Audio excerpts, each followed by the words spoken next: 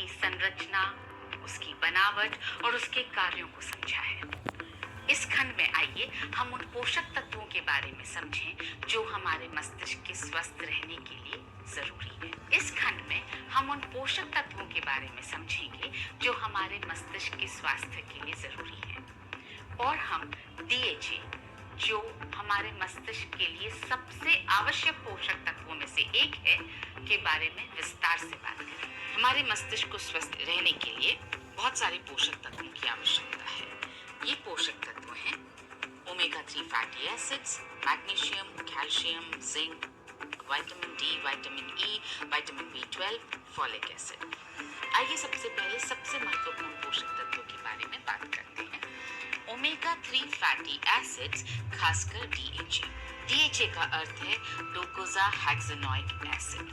यह उन दो आवश्यक ओमेगा 3 फैटी एसिड्स में से एक है जिसकी हमारे शरीर को सुचारू रूप से कार्य करने के लिए जरूरत है, और यह हमारे शरीर में नहीं बनता है।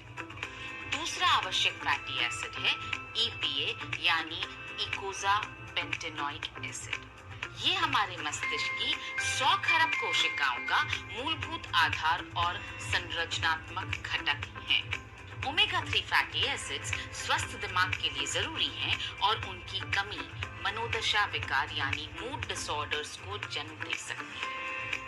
ये तंत्रिका आवेगों के प्रसारण में मदद करते हैं और मस्तिष्क के विधिवत कार्यों के लिए जरूरी है। भारत के अधिकृत संस्थान द्वारा DHA का कोई RDA निर्धारित नहीं किया गया है।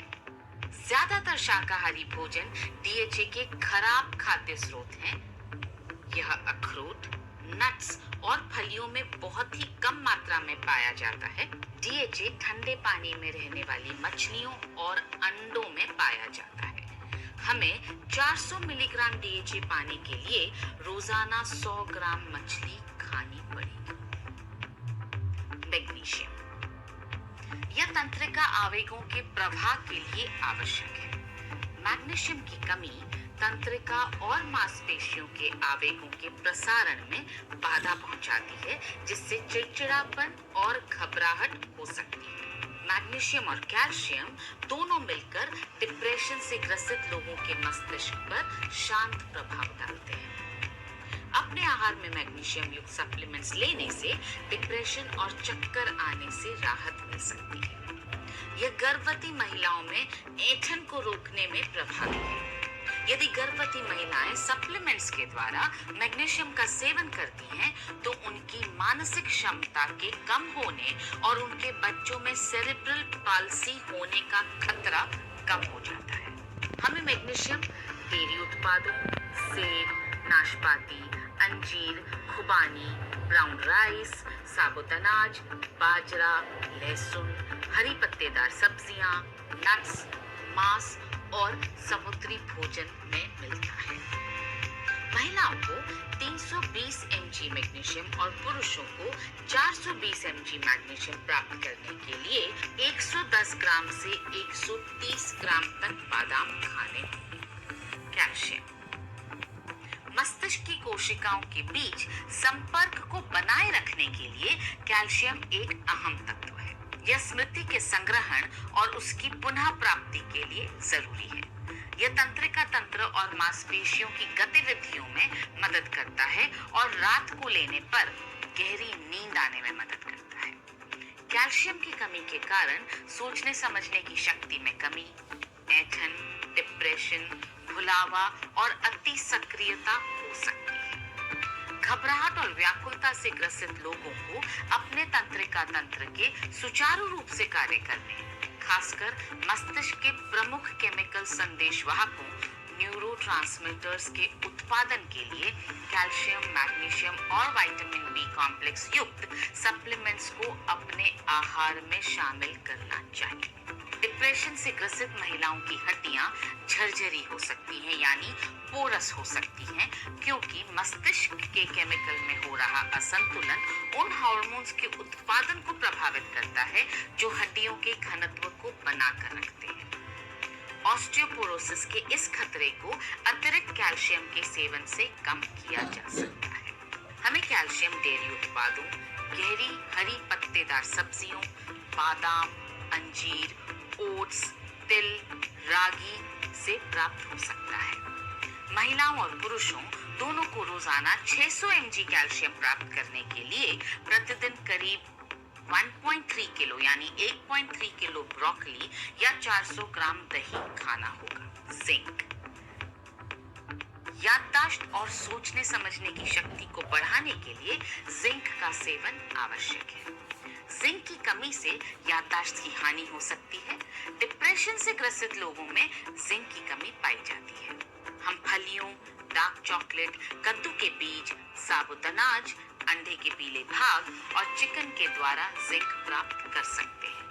महिलाओं को 10 mg जिंक और पुरुषों को 12 mg जिंक रोजाना पाने के लिए 332 ग्राम डार्क चॉकलेट या 140 ग्राम कद्दू के बीज रोज खाने होंगे।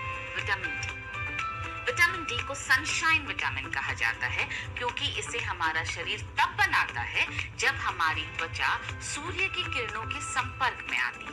विटामिन डी हमारे मस्तिष्क और सेरेब्रोस्पाइनल फ्लूइड को सक्रिय बनाता है। केवल 15 मिनट के लिए धूप के संपर्क में आने से हमारे शरीर की विटामिन डी बनाने की क्षमता को बढ़ावा मिलता है। हम विटामिन डी दूध, मक्खन, मछली के तेल और अंडे के पीले भाग से प्राप्त कर सकते हैं। हमें 10 mg विटामिन डी रोजाना पाने के लिए 700 मिलीलीटर दूध रोज पीना पड़ेगा। विटामिन ई यह ऑक्सीजन को मस्तिष्क की कोशिकाओं तक ले जाने में मदद करता है और उन्हें फ्री रेडिकल्स द्वारा होने वाली हानि से बचाता है। विटामिन ई एक महत्वपूर्ण एंटीऑक्सीडेंट है जो हमारी सोचने समझने की शक्ति में कमी को या तो रोक सकता है या उसे धीमा कर सकता है। यह हमारे मस्तिष्क की बढ़ती उम्र में हमारी स्मरण शक्ति को बढ़ा सकता है। यह खून के जमने की प्रवृत्ति को कम कर मस्तिष्क में खून के प्रवाह को बढ़ाता है।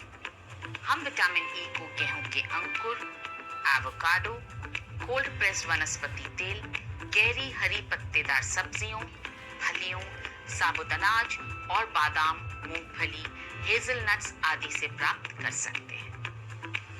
रोजाना 15 ग्राम विटामिन ई पाने के लिए हमें प्रतिदिन 58 ग्राम बादाम या 180 ग्राम मूंगफली खानी होगी। विटामिन B12 इसे कोबालामिन भी कहते हैं और यह खोजा गया आखिरी विटामिन। यह हमारी सोचने समझने की शक्ति में सुधार लाता है और उन कोशिकाओं को बनाता है जो हमारी तंत्रिकाओं को सुरक्षित रखती है। विटामिन B12 अल्जाइमर्स के खिलाफ लड़ने में अहम भूमिका निभा सकता है। यह डिप्रेशन को कम करने में भी मदद करता है। यह पार्किंसंस रोग को होने से रोक सकता है और जिन्हें यह रोग हो चुका है उन्हें यह नसों में विषाक्तता से सुरक्षा प्रदान कर उसकी बढ़त को धीमा कर सकता है।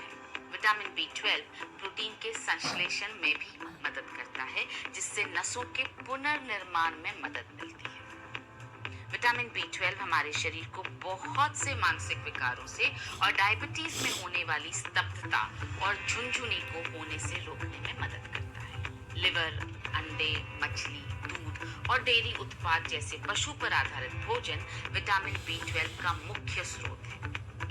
रोजाना 1 mg विटामिन B12 पाने के लिए हमें रोज 600 ग्राम मक्खन या 750 मिलीलीटर दूध पीना होगा। फॉलिक एसिड फॉलिक एसिड जन्म से संबंधित विकारों को होने से रोकता है जो बच्चे की स्पाइनल कॉर्ड, मस्तिष्क और स्कल को प्रभावित कर सकते हैं। फॉलिक एसिड डिप्रेशन और चिंता की स्थिति में भी मदद कर सकता है। फॉलिक एसिड के सप्लीमेंट डिप्रेशन कम करने वाली दवाइयों के असर को बढ़ा सकते हैं।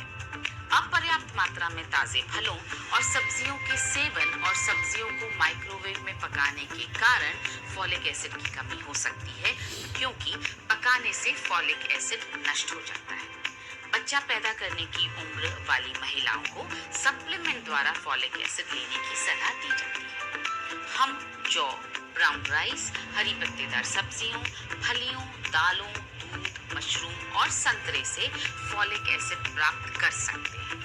रोजाना 200 mg फॉलिक एसिड प्राप्त करने के लिए रोज ग्राम्स आधा किलो पालक या आधा किलो पत्ता गोभी या 600 ग्राम जौ या 1.8 किलो ब्राउन राइस खाना होगा। अब तक हमने यहाँ जितने भी पोषक तत्वों के बारे में बात की है, उनमें से ओमेगा 3 फैटी एसिड्स, खासकर DHA, हमारे मस्तिष्क के स्वास्थ्य में एक बहुत महत्वपूर्ण भूमिका निभाता है।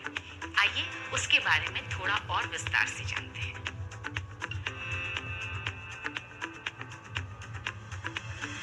DHA हमारे मस्तिष्क, सेरेब्रल कॉर्टेक्स, रेटिना और त्वचा का प्रमुख संरचनात्मक भाग है। हमारे मस्तिष्क में मौजूद ओमेगा 3 फैटी एसिड्स का 90% हिस्सा DHA है। मस्तिष्क का 70% विकास मां के गर्भ में होता है। गर्भवती महिलाओं को पूरी प्रेगनेंसी के दौरान DHA लेना चाहिए और उसे बच्चे को दूध पिलाने की पूरी अवधि के दौरान भी जारी रखना चाहिए, क्योंकि जन्म से लेकर 2 साल तक के बच्चे के मस्तिष्क का 15% विकास और होता है।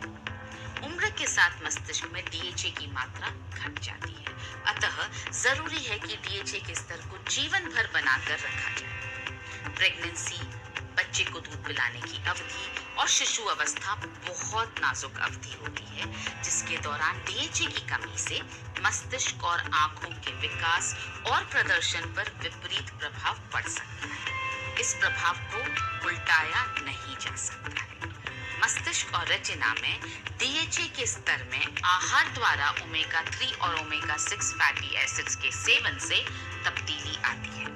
जब मस्तिष्क में DHA का स्तर कम हो जाता है, तो उसकी जगह ओमेगा 6 फैटी एसिड्स ले लेते हैं, जो मस्तिष्क की कोशिकाओं की कार्य प्रणाली को और साफ देख पाने की क्षमता को प्रभावित करते हैं। मुझे लगता है कि हम सबको ये याद रखना जरूरी है कि हमारा शरीर आवश्यक मात्रा में DHA नहीं बना पाता है, अतः इसे भोजन या सप्लीमेंट के द्वारा लेना जरूरी हो जाता है। इस खंड में हमने सीखा, मस्तिष्क को स्वस्थ रखने के लिए बहुत सारे पोषक तत्वों की जरूरत होती है।